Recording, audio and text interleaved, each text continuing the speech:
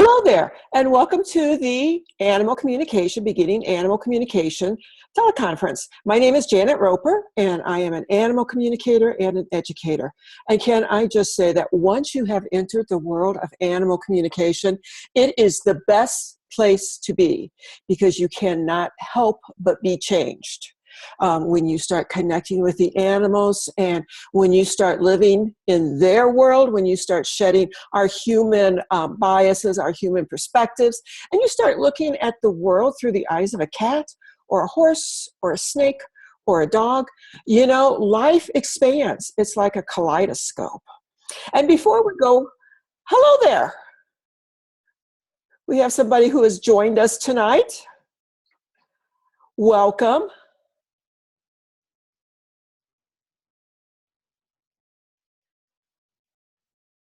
And getting some of those technology things going on. Can you hear me?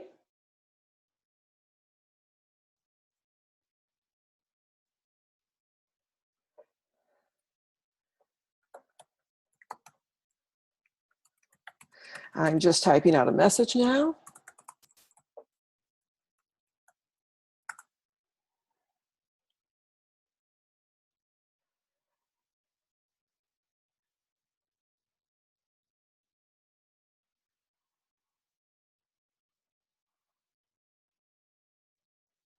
Can you hear what's going on? You can. Excellent. Yay. Thank you. And welcome tonight. Welcome. I was just doing the introduction part of this, and I was just getting ready to say that it's Thursday, September 8th, 2016, and that in the wonderful world of animal communication, it's just a great place to be. And I think that the conference tonight, it's going to change your life, or at least make it a little bit different. And sometimes with animal communication, I have to be honest and say that sometimes it gets to be a little bit uncomfortable because we're used to being in our human world. And all of a sudden, when you're looking at life through the perspective of perhaps flies or perhaps a snake, that life gets a little bit different. So before we go any further, I don't know if you folks have been up with what I'm doing on the site and everything, but there's been some changes that I've been making with the way things are being handled and with the strategy. And so because of that, I am recording the call tonight, and you will be getting the recording of the call. I don't know if it will be tonight or tomorrow, but in the immediate future, you will be getting a recording of the call. And then having said that, sometimes I take 2 + 2 and I come up with 17. And that's the case with what I did with these calls and my classes. Because my animal communication class started last week, and I realized, hello, this would be a perfect opportunity for you people to become aware of the class and what goes on in the class. So we're going to do things a little bit differently tonight. I'm actually going to run this call as if it were a class. And I'm going to be talking about what animal communication is, what it is not, and we're going to be doing an exercise in class, which is just really great. Now, because we are such a small number, I am going to invite you to, if you have any questions, just ask. I truly believe that when we have small groups like this, for me personally, they really can change the world, because we can get in there and we can start discussing and we can get into in-depth discussions. So, before we go any further, I would like to introduce you to the co-teacher of the class tonight, and that is my angel horse, Shiloh. And Shiloh was approximately, I think, 23 or 24 years old when he passed in December of 2015. He was in Minnesota, I was in Montana. My plan was to get him from Minnesota to Montana. His plan was to stay in Minnesota at the barn he'd been at for years, for almost 2 decades, and to pass away there. And so that's what happened. But Shiloh, being the Shiloh that he is and was on the earth, he is just quite the teacher and quite the sage. And he is passionate about helping people understand animal communication. So Shiloh is a co-teacher in the class. And I would like to read what he said about animal communication. And when I asked him one time what he thought what animals think of people beginning to talk with the animals. He replied, yes, it is time that you humans caught up with us animals. We've been talking and talking and talking, and it usually falls on deaf ears. Humans are not better than creatures, just different. We all have our talents, and it's time that humans took off their blinders and open up to the world that is outside of their own narrow consciousness. Once people get over their intimidation of talking with the animals, they will find that we have a lot to share with them. Their world will become more complete as they include us in it, not just as domesticated or favored pets or barnyard animals, but as contributing members of the Earth family. When you're talking to animals, don't be serious. Have fun, make a game of it. You humans work too hard, you try too hard. Make it fun. You'll be surprised at what your favorite animal has to tell you. And take it slow. Be patient with yourself and with us. If you are new to the idea of talking, we won't give you more than you can take in. Not all animals like to talk as much as I do. I'm a natural. And Shiloh very much is a natural talker, natural teacher. And I had to chuckle because this summer when I was teaching some classes, one class in particular, he showed up for all the classes, but in this one class, there were a couple of students there and they really wanted to communicate, but it was like they couldn't. They were so afraid to take that next step. And one student in particular, she was going through the mechanics of it, but that actual heart-to-heart communication, she was afraid to make that heart-to-heart connection. So we had done an exercise in class, and I asked her how the exercise went. She said, well, it was kind of tough. I know I could be doing it better. I know I could be doing it differently, but I'm willing to try. And so as she's telling me that, my angel horse Shiloh is like hanging over my shoulder, which he usually is, when we're teaching. And he goes, I know how to get her to step into this. And so I'm talking to the real life student, here on Zoom. And I'm also talking to Shiloh. I'm going, how are you going to do it? He goes, I'll step on her foot. And I'm going, no. Teachers don't step on students' foot. This is not good protocol. I can step on her foot and I'll get her attention.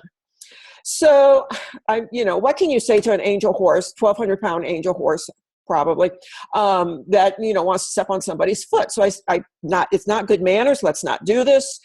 You just stay there and I'll lead this exercise, okay? Hoping that he would go do something else, for this exercise. So we did another exercise. And when it got time for that student to respond to how it went, she was just kind of twitching and everything. And so I finally said, how is your foot? And she said, it's sore. And I said, was your foot sore before you started this exercise? She goes, no, it wasn't. She said, it's my weak foot. So sometimes it does get sore, but it was not sore before I started this exercise. And I couldn't help it. I started laughing. I said, well, you know what it was, don't you? And she goes, no. I said, that was Shiloh. He was stepping on your foot to get your attention, to get you to step into the next phase for you of animal communication. And it has been my experience, not only with Shiloh, but with the animals, that when they find out that we are ready to listen to them, that we are open to listening to them without an agenda, that they are just right there knocking on our door saying, hello, I'm ready to talk. Another example I want to share before we get into more of the class aspect of this is that I had a client, and she's been a client for years. She's always had dogs, big dogs. And she made the comments, and we had a session scheduled, I don't know, like a Thursday or something. I was talking to her on a Tuesday, something like that. And so she made the comment that, it's too bad I can't have cats. I would really love to have some cats here on the farm, but I can't because of the dogs. And something just popped into my brain, and, then it was out of my mouth, and it was like, don't be surprised if you don't get some cats. I think there's some cats who are watching, and they know that you are an animal lover and that you will help them. Don't be surprised if you see some feral cats. Not 24 hours later, she sent me a video of these cats marching up the lane to their farm and, just kind of took over, and the dogs didn't bother them at all. So sometimes we think that we have to do something to actually participate in a communication. It's not so much doing as being. We need to be. someone that the animals can reach out to. We need to be rid of our human agenda. We need to be rid of our human time clock and be willing to wait, so to speak, for the animals to connect with us and to kind of direct us in the direction that they want us to take and that they want us to go. Now, having said that, not all animals are teachers. Not all animals are spirit guides. Not all animals are totem animals. Sometimes a horse is a horse and a dog is a dog and a bunny is a bunny. But even when the horse is a horse, the dog is a dog, and the bunny is a bunny, just by being in their presence, that can change us. And to me, that's animal communication, how it works, how we get changed with it. So I want to start off with the code of ethics for animal communication. And now that I've said that mouthful of 25-cent words, I do need to tell you that as far as I am aware, there is not a standardized place of animal communication. There is not a standardized code of ethics. There is not standardized anything in animal communication, as far as I know. Okay? And please, if you guys know something, please let me know. I would enjoy hearing about that and learning about that. But basically, with a code of ethics, whether we're talking animals, humans, plants, mountains, the air, whatever, we are talking about coming from a place of respect, a place of approachability, a place of confidentiality, and a place that is welcoming, that we create an environment for the animals to feel free to talk with us. So I like to sum up what I use as a code of ethics in very simple terms. It's remember those kind words that we learned when we were like in kindergarten of please, may I, and thank you. That if you are operating with that, when you are connecting with an animal, please, may I talk to you? Oh, you can't? Okay, that's fine. Thank you so much for taking the time to talk to me. When we take the time to do that, our whole essence, our whole energy changes. And the animals see that we are not on that human agenda, that we are more willing to be with them. I did a communication today for a longtime equine client. Probably worked with this horse, I'm guessing, for 10 years, if not more. So we've been through a lot, you know, he and I. And we're both getting up there in age, you know, and he's retired and everything. And this morning when I checked in with him, I wanted to know if it was okay to talk. Nah, can't talk to you now. Nah, got things to do. Okay, fine. And he goes, I'll let you know when it's good. So I checked back with him a few hours later. Hey, you know, I'm still out. And he was sending me this picture of being out in the pasture and just enjoying life, just watching life. And so then about 4 o'clock, he said, okay, I'm ready to talk now. And so that's when we had our conversation, when he was ready for it. And that's what we do just like when you go or making an appointment with a friend, you know, it's not good manners to say, I only have 10 o'clock on Tuesday open and take it or leave it. Kind of thing. You know, that's just not good manners in relationships with humans. It's not good manners in relationship with animals. Okay? Because they get that so much. Sit. I'm the human. I told you to sit and stay there. I'm going to keep you in your crate for 12 hours. You can hold your pee for 12 hours. When they get to that human that says, okay, I'll catch you back later when you're ready or you let me know. It's just like, yes, we are ready for this. I think of animal communication, connecting with the animals. It helps me to think of a bridge. And the humans are on one side, the animals are on another side, on the other side, okay? We humans, we're gradually making it across the bridge, you know. Sometimes we're really slow to the bandwagon, so to speak. But the animals are already there. They're halfway across. They've, you know, the domesticated the animals, they know us. They watch us. Their life literally depends on us, okay? So they are good at watching us. They're much better at watching us than we are at watching them. So when they see us start to cross that bridge, it's, yes, that willing human. I like that. A couple of other things that I think about and I practice in ethics of animal communication is honoring those who come to me for help. Because everybody's where they're at because that's where they're at. They're not someplace else. So if a person is coming to me for help because they are looking for ways to work with their dog who is barking, and they want to use, and this happened one time, not one bark collar, but two bark collars, you know, and, you know, because two's better than one kind of thing. And this was on a lab, a puppy. And so when people come to me with that, my job is not to judge them, but it is to help them see a different way of doing things. Help them see, you know what, it's just a puppy. And, you know, if one is not working, two probably won't work either. It could actually do more damage.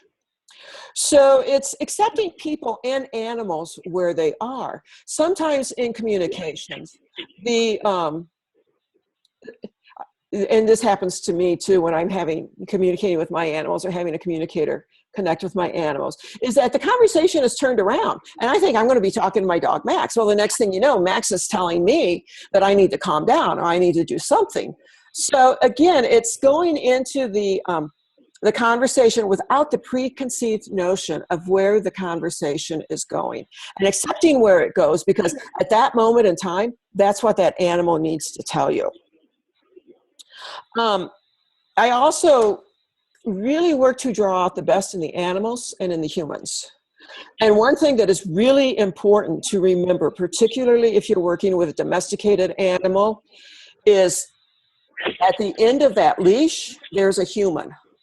At the end of that lead rope, there's a human.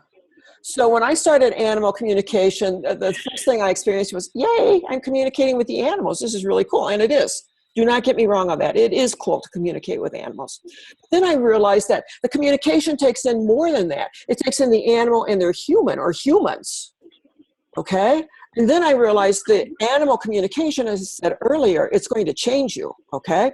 And so you're talking to the humans, you're talking to the animals, you're making changes there, you're making changes in the relationship, or you're helping to make changes in the relationship between the animals and their humans, and you are changed. Because when you start hearing the wisdom of the animals, when you start seeing people, that light bulb go off over their head, can't help but be changed. You know, you just can't. You have to look at, in my opinion, my experience, it really is an invitation to look at things differently. And then confidentiality, okay? That is just to me, that's the basis of it. It's basically what is said here stays here with me. And I have lots of secrets that I keep.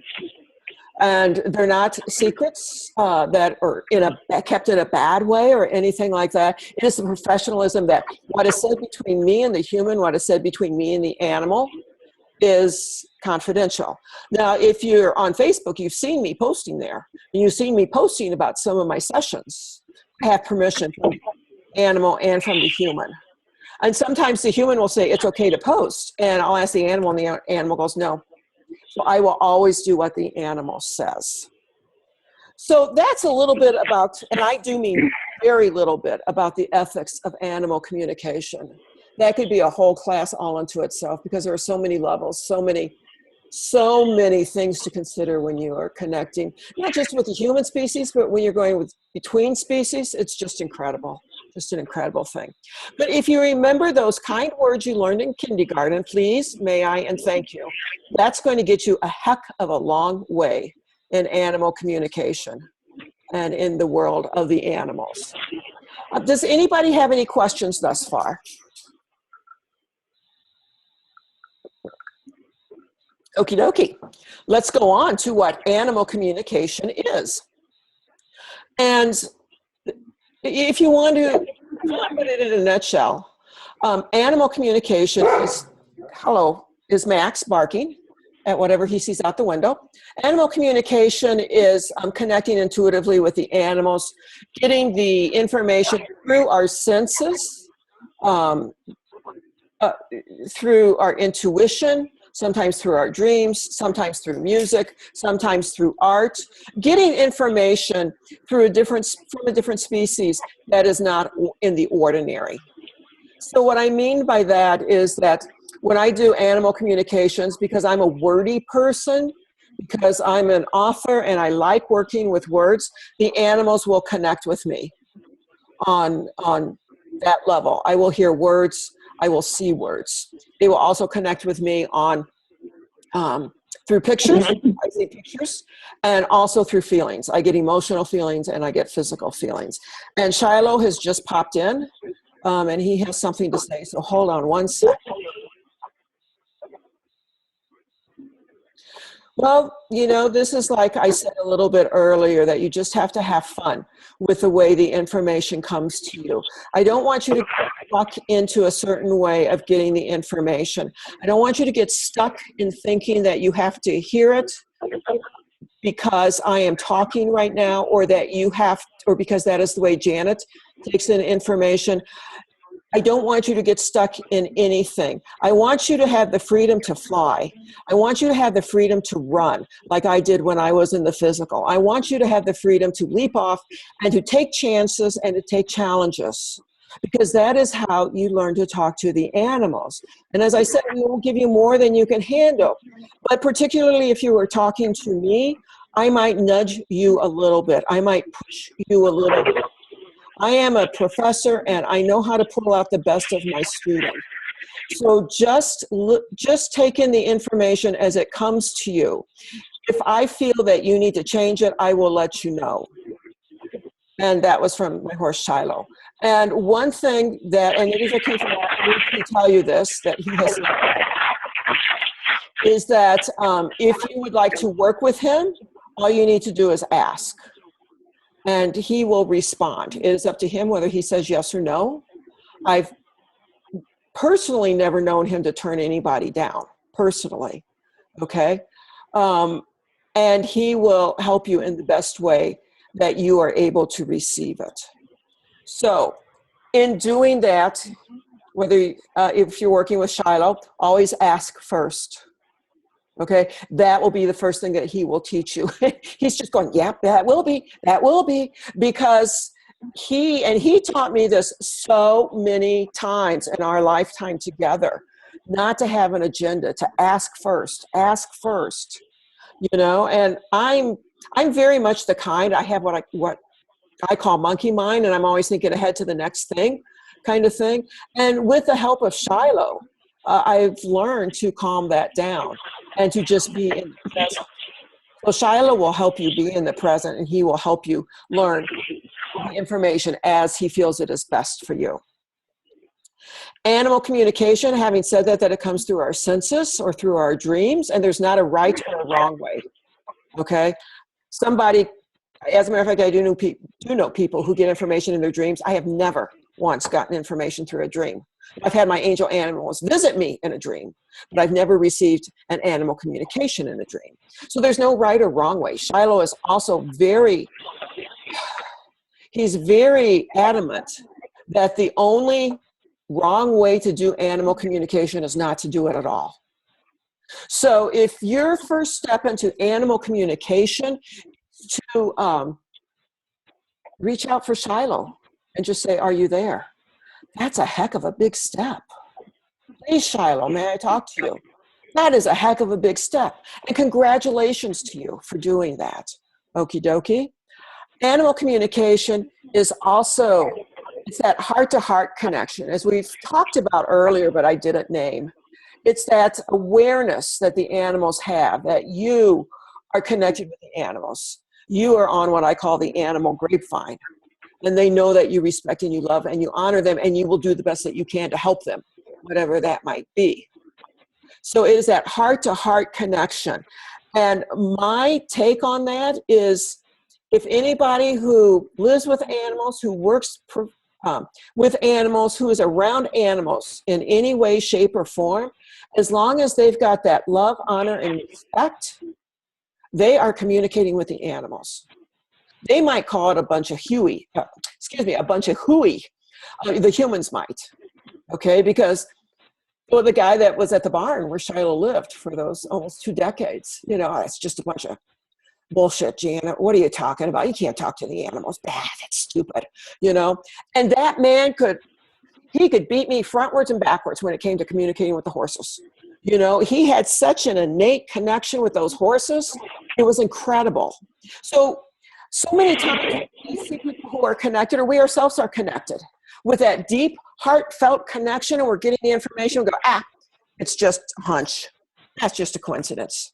No, it is that connection that is working, that is really reaching out and connecting you to the animal so that they are able to connect with you.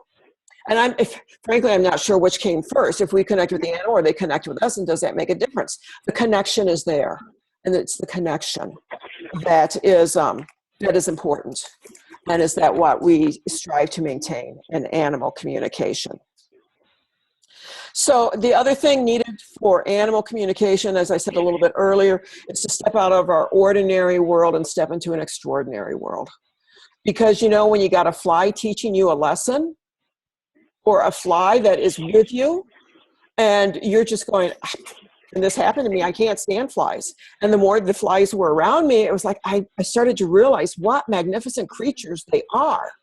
And it was just an incredible thing. And so sometimes that just having that appreciation of the animals, that in itself is animal communication.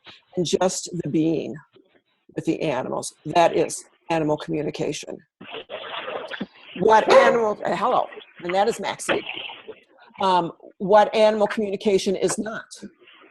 It is not medical, unless you are a vet or a medical intuitive. It is not, it's not information that helps the person with the medical aspect of things or with the training aspect of things. And so many people will say, oh, you know, I'm talking to the animal communicator, that's going to save me a trip to the vet. And they are just totally shocked when they're telling me what's going on. And the first words out of my mouth as a professional animal communicator is, have you taken your animal to the vet lately? Well, no, I was hoping you'd be able to fix it. I don't do that. I talk to animals, okay? And that goes into the ethics too, the boundaries of the ethics of, I am not a vet, I am not a medical intuitive, I am not a trainer. And if I can refer people, if the animal tells me something that needs medical attention, I will tell that to the person and I will say, this is what your animal told me. And if they need referrals, I will refer them. But I do not dispense, I do not prescribe, I don't do anything like that. And with training, animal communication is not training. And some people think, oh, if you talk to the animal, then, you know, the training problem is going to be fixed. Forgetting a couple of things. First of all, if there is a training problem, it didn't happen overnight. It's not going to be fixed in an hour communication session. Okay? And then the other thing to remember is the relationship in animal communication. When you are working with domesticated animals and you're going in as an animal communicator, the relationship is between that person and that animal, or those people and those animals. Okay? So I can connect with the animals. I can tell the people what's going on, but I don't change things.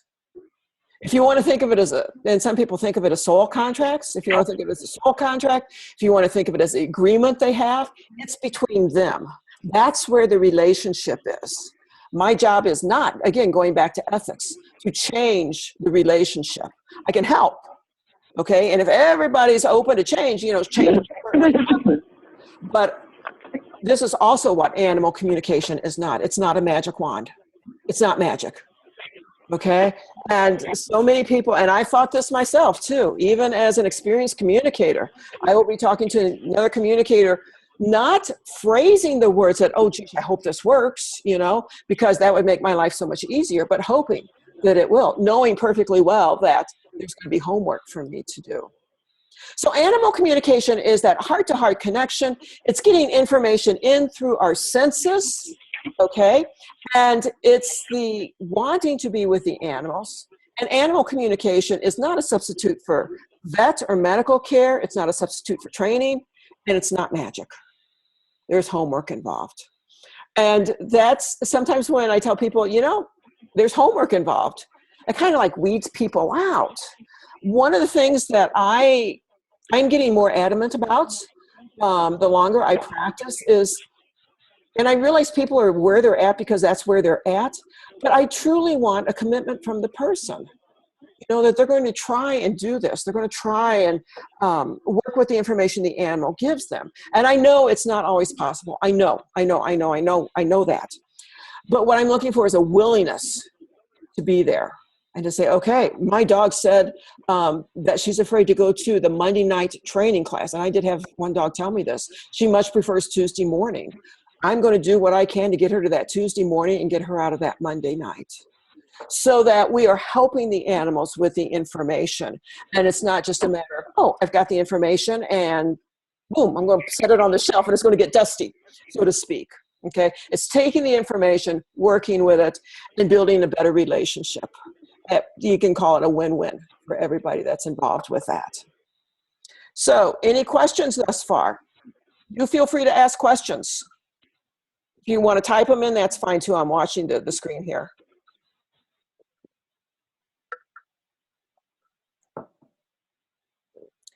Or if you prefer, you can email me questions, you know, afterwards. It's janet@janetroper.com. So let's talk a little bit about our sixth sense before we get into the exercise. And, you know, Hollywood has given the sixth sense such a woo-woo kind of approach, and, you know, such a scary thing, and it's out of the ordinary, it's paranormal. And I think that we all lose when we hear that, when we fall into that, to Hollywood's perception of what the sixth sense is. Okay, hold on. This is an excellent question. What happened when the owner is not helping the animal and the owner is part of the problem? It's an excellent question, and it's a very difficult one too. I've had that happen a couple of times. Probably the worst, heartbreaking for me case was when I had a person who wanted to find her. She told me her dog was ill and what was going on and everything. And so we got the appointment set up, and I checked in with the dog, and the dog was literally at death's door. The dog was outside, was not eating, was not drinking, had not been in the house for days, and was just basically laying flat out.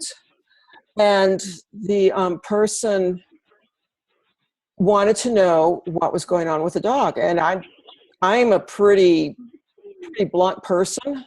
And I said, this is not animal communication. You need to get your dog into the vet now. And she goes, but the dog needs to tell me that he wants to go to the vet. I said, I'm telling you. No, the dog needs to tell me. And it was, that relationship, as heartbreaking as it was for me, and as hard not to be judgmental as it was for me with that, it was between the two of them. And I said, you need to get your dog into the vet. You need to get your dog into the emergency vet now. And she goes, I need him to tell me. I'm going, then I basically fired that person as a client. And that does happen when the owner is not helping and the owner is part of the problem. And sometimes, though, it turns out really well because the owner, they're looking at it through the human perspective. And when the owner is looking at it, by the way, I'm going to use the word caretaker, okay? When the animal's caretaker is looking at it through human perspectives, we are responding through human perspectives. We think we're going to do this because this is going to work. It works for humans. It's always worked for me. Of course it's going to work for my cat. Well, we forget that, you know, it's a different species and they react differently, kind of thing. So I was working with a client the other day, and they were just doing everything that they could to have this new adoption work and everything. And it was like, have you thought about doing this? Have you thought about doing it this way? And it wasn't even that I was communicating per se with the animals. It was just, yes, I was picking up on what the animals were saying, what they were feeling. I was translating it for the human in the sense of, have you tried doing it a different way? And the human was saying, I didn't even think about that. I go, why don't you try it? Let's see how that works, you know? And of course, you know, the animals were suggesting that, and it worked out well. The last I heard, things were working out very well, so that's good. But that is a heartbreaking thing to ask, and sometimes you just gotta, yes, to give suggestions. Give suggestions. And then they can take them or leave them. It is their choice. It is their choice. I believe a lot in setting an intent. And my intent when I'm working with people is that the people who come to me are those that I can help, who are willing to be helped, who are open to being helped, and that have that heart-to-heart connection with their animals. And working with a dog today, it was just like, it wasn't even work. It was just so much fun. And I know that sounds kind of weird because the dog had been sick. We were talking about the illness, but the human was so willing to do things, and the dog just picked up on it. And my sessions, most of them, I would say 99.99% of them, are not done face-to-face. Okay, I do them virtually. I do them long distance. I prefer doing it that way because then I'm really working with my intuition instead of reading the body language. And when you've had a 1,200-pound horse like Shiloh who liked to step on people's feet to get their attention, it just it taught me to work distantly and remotely, and I like doing it like that. But I could tell that the dog was she was like cheering the human on. It's like, yes, yes, yes, yes. And her energy was getting higher and higher and higher and higher. Not in a bad way, but in, yes, we can make this happen kind of thing. We can work together on it. And when that happens, to me, it's not work. It's as much fun as going to a coffee shop and talking to friends. It is that much fun. So, do caretakers trust that you are working in distance? Another good question. Wow, that is an excellent question. It depends. If they've been following me online, because I do have a social media presence, and with a blog and everything, they will see how I work, and they will hear me telling stories about it, okay? I find that it's the people that I meet in real life that have a harder time. Because, they just happen to meet me when I'm in downtown Missoula or something, when I'm at the bank, something like that. So they don't have that experience. And they're the ones who want me to come out to their house, or can I bring my animal to your house? And the answer to that is always no, because I have my own guys to consider. And whenever you're doing a communication, to me, I want everything to be as normal for that animal as possible. So doing it in their home, in the comfort of their home, what they're used to, it just makes it easier, kind of thing. I do what I call no pet parties. And, the person that is hosting the party, their animals can be there, but everybody else got to leave theirs at home. They bring pictures because it just gets too hectic. You got dogs meeting dogs for the first time. You got dogs arguing. You got people watching out for what's going on. So to me, doing it remotely is just, it's an answer. I like it. I like it very much. I like it very much. So when people aren't sure about what I'm doing, I always do. I have a 15-minute complimentary call that I will, work with the people and, explain to them how it happens. Usually when I explain it, it's like an email. If I get the animal's name, age, breed, species, if they're alive, if they're an angel animal, boom, that's an email address for me. And I can tune into that. Now, I do various things to make sure I've got the right animal. And of course, the telling touch is, if I say something and the person says, oh, that doesn't just sound right at all, it's like, oh, let me check and make sure I've got the right animal, kind of thing.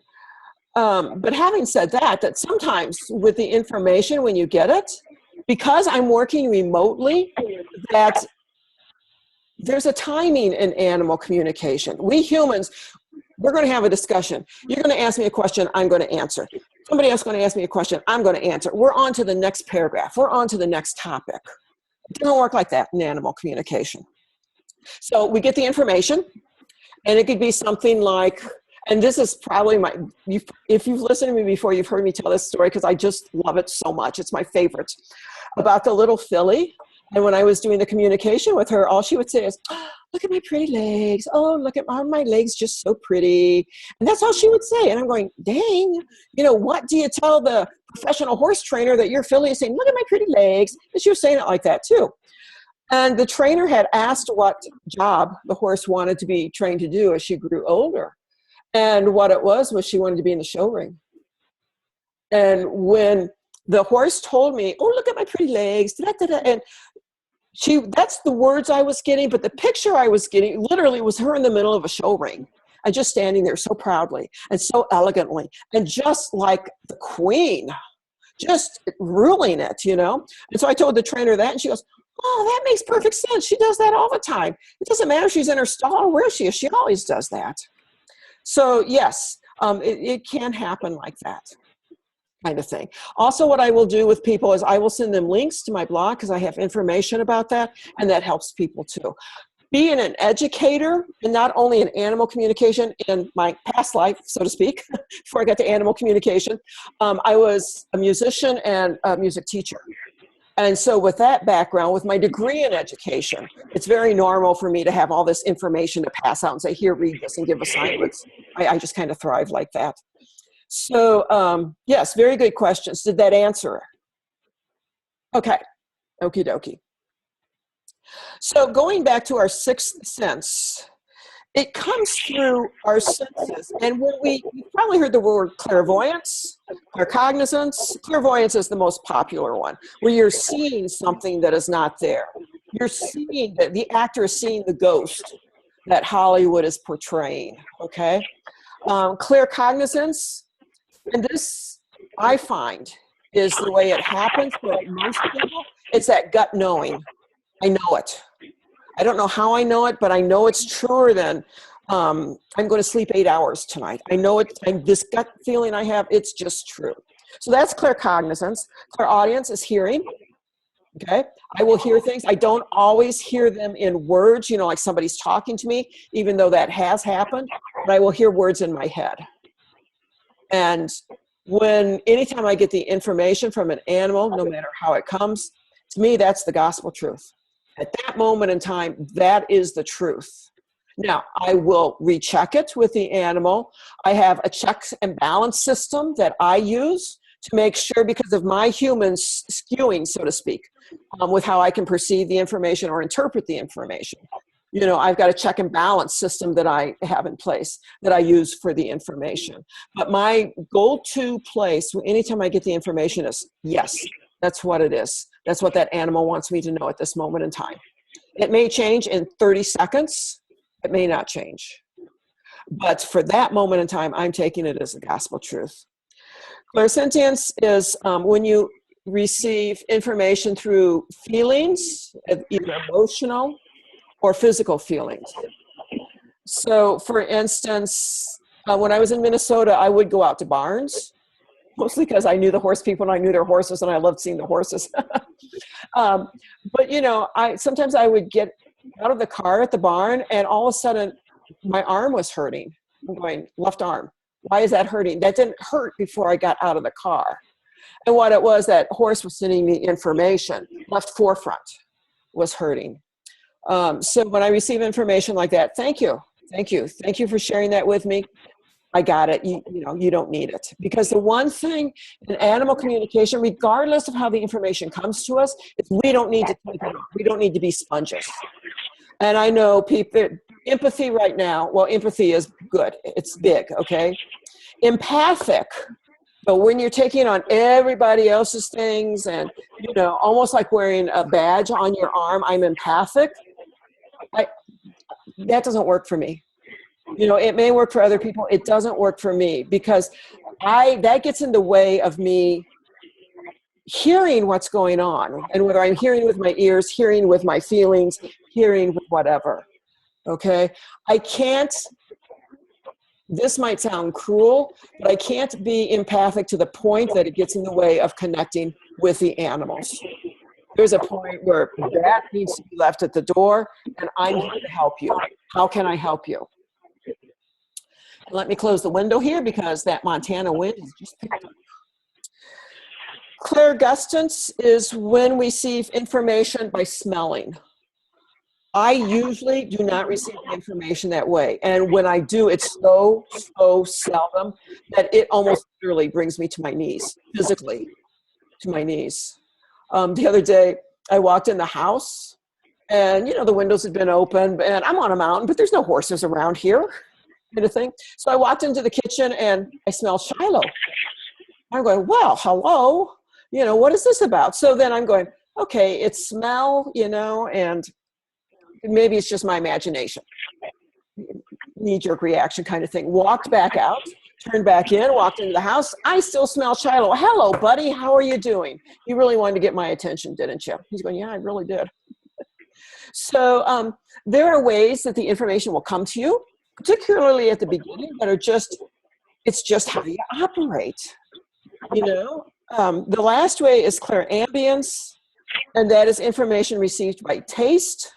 I have never had it received that way, and I never want it received that way because I would be gagging. But the animals send the information to us in the way that they know, because again, they're watching us. Okay, their life literally can depend on them watching the humans in their life. So they're watching us. They know the easiest way to get the information to us.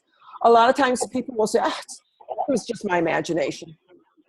And yeah, it was your imagination. And yes, that is how that animal connected with you. Because if you think about the easiest way to connect with us humans, it could be through our imagination. Because imagination in our society is an acceptable way, particularly when you're younger. It's an acceptable way to receive information that is not physically there in front of you, that can't be quantized or qualitized. So anytime somebody says, it's just my imagination, I'm going, yeah, great guns. That is wonderful. Let's work with that. And they think I've, gone on the woo-woo branch or, gone a little bit loopy or something. But animal communication, using our intuition, again, it's taking us past our monkey mind, past our human perceptions, and it is really getting into that connection with the animal. So if the easiest way for them to connect with us is through our imagination, they will do that. If it's through dreams, they will do that kind of thing. So I'm all for, as I've said, if you think your dog is saying, hey, the water bowl needs to be filled, well, by all means, go check that water bowl. If you think your cat is saying, I think you should take me to the vet because I'm just having a hard time being here, by all means, call the vet and get an appointment. Okay, and then just as a side thing, if there's any cat people out there, particularly with male cats, if they're experiencing that, get them to the vet because that can be life-threatening. Get them to the vet as soon as possible. So that is how the information comes to us. Now, if you think in your daily life of all the times that you use your intuition to help you, you're going to come up with a laundry list. Okay, how many times have you said, gosh, I can't find my keys. I wonder if I left them in the kitchen. And you go into the kitchen and lo and behold, that's where the keys are. That's your intuition kicking in to help you. Okay, how many times have you been driving and, you look both ways, nothing's coming, but you got this gut feeling that I should just sit here for a moment. And the next thing you know, this 18-wheeler that was invisible 3 seconds ago comes barreling through. That's your intuition helping you. Okay? Our intuition helps us every day in so many ways. Another fun way, I think, of explaining intuition to people is how to use it in your job, in your work. Whether you work at home, whether you work from home, whether you work in a corporate situation, wherever. How to use your intuition in your work. The funnest thing I have doing is watching accountants because I hate numbers. And they will take a spreadsheet and they will just go, oh yeah, and they spit out this stuff. And I'm going, how in the heck did you see that from those numbers? Well, it's obvious. It's not obvious to me, Maybe if I had 2 weeks to read it, and had somebody help me, I could figure it out. But that is their intuition. We use our intuition so often that we take it for granted. So in learning the animal communication, one of the things that I think is beneficial, and students have told me this, is first of all, they get to trust their intuition more, okay? They get opportunities to work with their intuition. but then they start to realize how much they're already using it. And when you realize how much you're already using it, how much it helps you, just switching it over, working with the animals, it's just a little switch. It's not like this big thing, you know, that you have to study and, you know, have tests on and all this kind of stuff. So intuition being a natural thing, it works for us, it works with us. What I would like to do now is to just play a little game with you, okay? And I am going to be in a grocery aisle. I'm in a grocery store, okay? And I'm in the produce aisle. And I am going to send you a picture of some produce, okie dokie.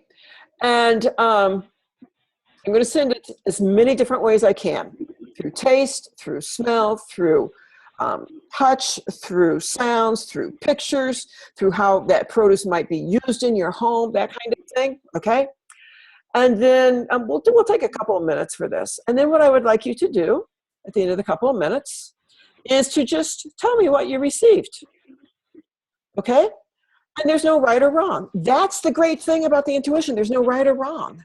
Because what you receive, I had a student, we were doing this in a class the other day, and I think, I sent a cucumber, okie dokie, and everybody got the shape, and everybody got a general color and everything, but nobody got cucumber.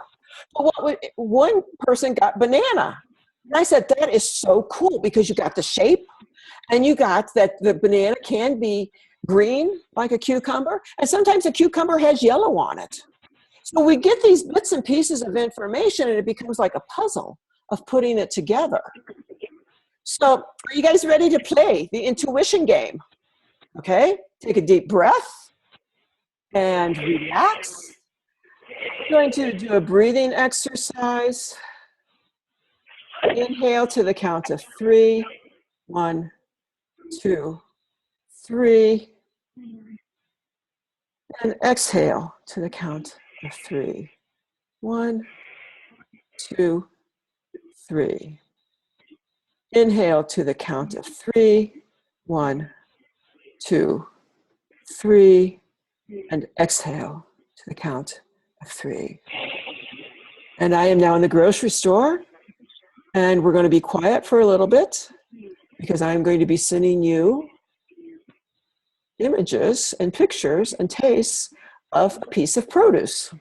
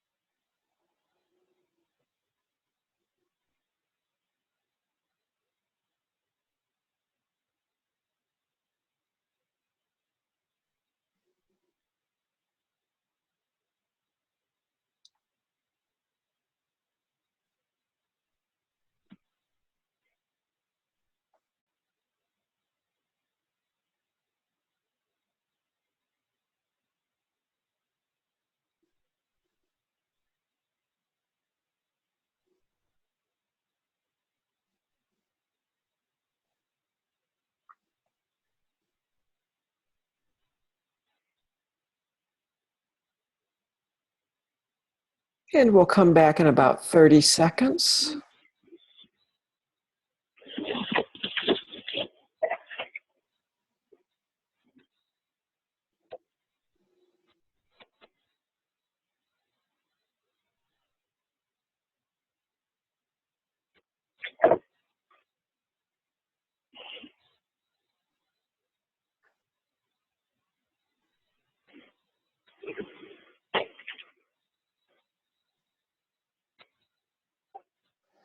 Alrighty, and start coming back to the real world here. Leaving the grocery store, the produce aisle. And you can feel your seat. If you're sitting down, you can feel, or laying down, you can feel whatever is supporting you. And you are conscious of my voice. You are conscious of what's in the room. And you're back in the real world. So would anyone care to share what they received?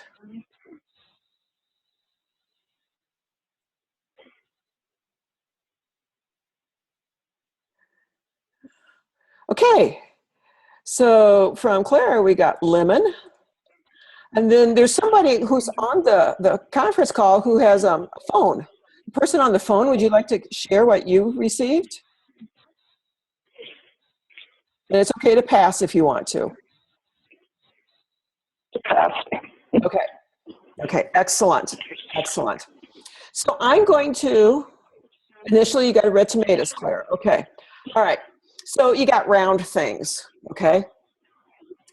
What I was sending was a Granny Smith apple. And I have to tell you that I thought Granny Smith apple because the icon I'm seeing right in front of me of the phone is green. Apple.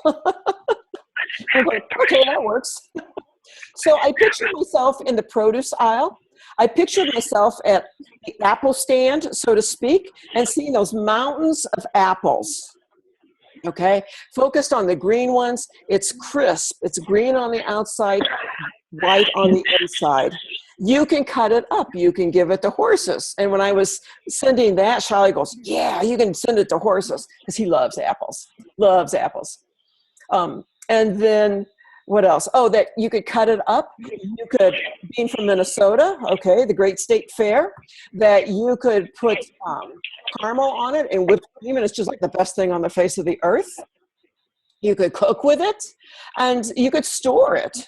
You could freeze dry it, okay? So I was sending it as many different ways as I could. Now, it's interesting that both the lemon and the red tomatoes, round. You were getting round. Okay, that's good. Can you tell me, were you seeing that? How was that information coming to you?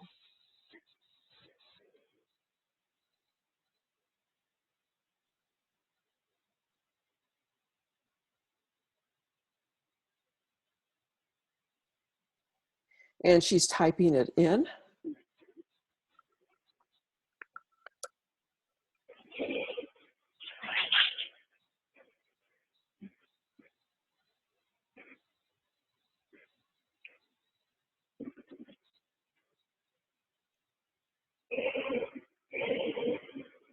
Okay, so you were seeing, okay, so it was the clairvoyant. You were seeing a picture, okay, all right, cool. So just keep in mind that's the way information, at least for this moment in time, is coming to you.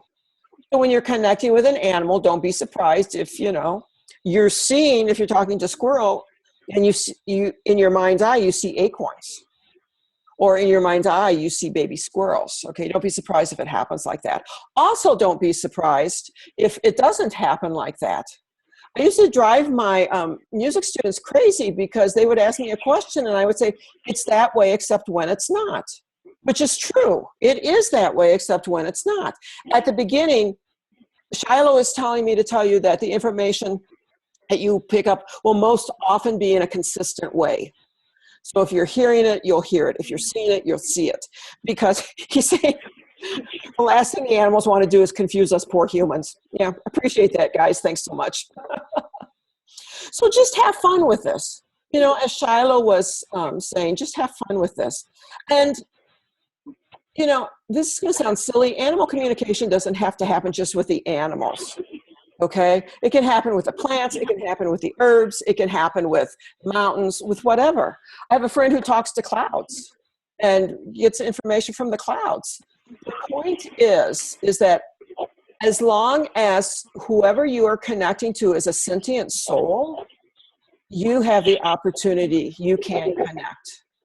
And in my book, and I've said this a million times and I stand by it, that everything, everyone is a sentient soul, except for Twinkies and Doritos.